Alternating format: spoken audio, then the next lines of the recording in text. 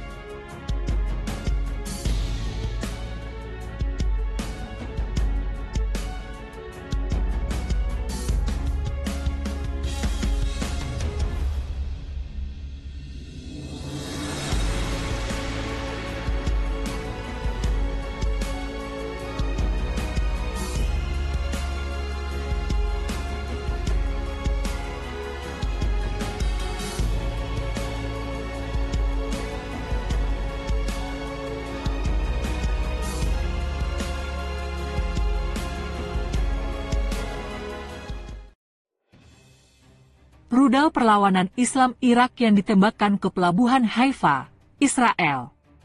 Rudal perlawanan Islam Irak yang ditembakkan ke pelabuhan Haifa, Israel. Militer Yaman mengumumkan, bersama dengan perlawanan Islam di Irak, mereka menargetkan sasaran penting di pelabuhan Haifa, Israel. Menurut laporan Mer News, Brigadir Jenderal Yahya Sari, juru bicara militer Yaman mengumumkan operasi rudal terhadap sasaran penting di pelabuhan Haifa di wilayah pendudukan.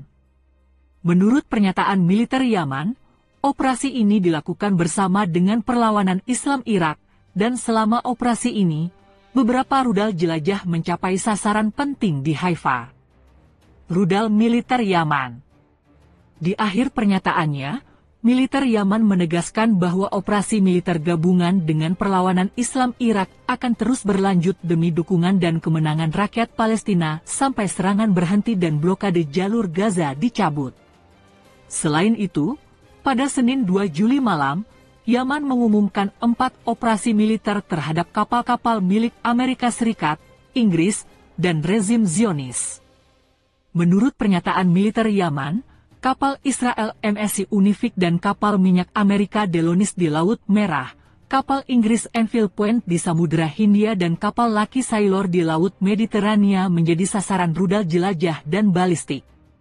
Selama beberapa minggu terakhir, Ansarullah Yaman telah mengumumkan beberapa operasi gabungan dengan pasukan perlawanan Irak melawan musuh Zionis, SAL.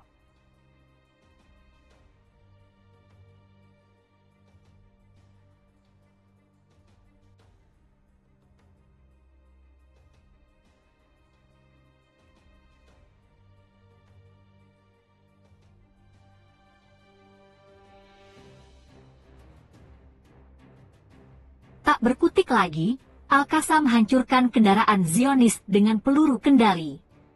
Brigade Al-Qassam, sayap militer Hamas melanjutkan perlawanan dengan tentara Zionis Israel dan kendaraan musuh menggunakan alat peledak, rudal anti-personil, serta menghancurkan konsentrasi musuh dengan rudal dan mortir. Hal itu diungkapkan media militer Al-Qassam saat mengeluarkan sejumlah laporan militer tentang mujahidinnya yang menghadapi pasukan Zionis Israel pada Ahad, 23/6.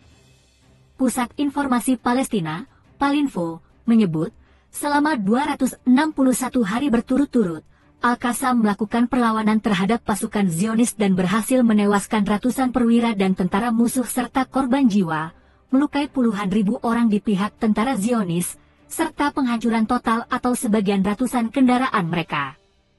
Pengeboman juga terus berlanjut di lokasi dan pemukiman Zionis Israel di jalur Gaza, dan penghancuran konsentrasi militernya di berbagai wilayah serangan. Brigade Al-Qassam membenarkan bahwa mereka, bersama dengan Brigade Al-Quds, menghancurkan tentara dan kendaraan musuh di Camp Yabna di kota Rafah, selatan jalur Gaza, dengan mortir. Brigade Al-Qassam juga menghancurkan kendaraan rekayasa, Ovek Karpet, Zionis dengan peluru kendali di sebelah barat daerah Tal Zorok di kota Rafah, selatan jalur Gaza, dan terbakar. Brigade Al-Qassam pun telah menghancurkan konsentrasi pasukan Zionis yang menembus selatan lingkungan Tal al-Sultan, sebelah barat kota Rafah, dengan beberapa mortir.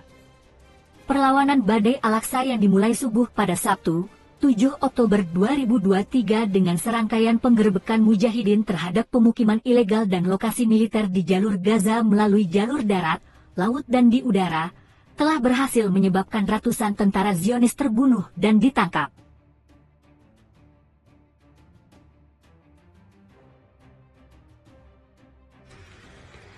Ketakutan dan kabur semua, 550.000 warga Israel sudah tinggalkan negaranya selama berbulan-bulan sejak pertama perang.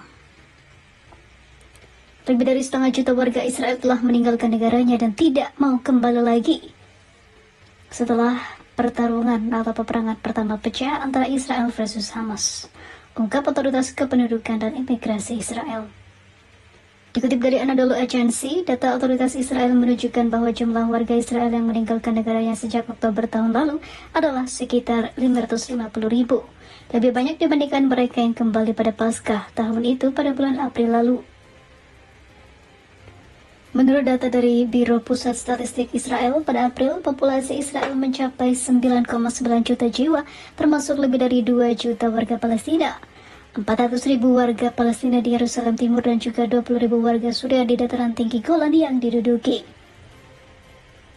Jutaan orang Israel memiliki kewarganegaraan ganda karena mereka memiliki setidaknya satu kewarganegaraan lain selain kewarganegaraan Israel.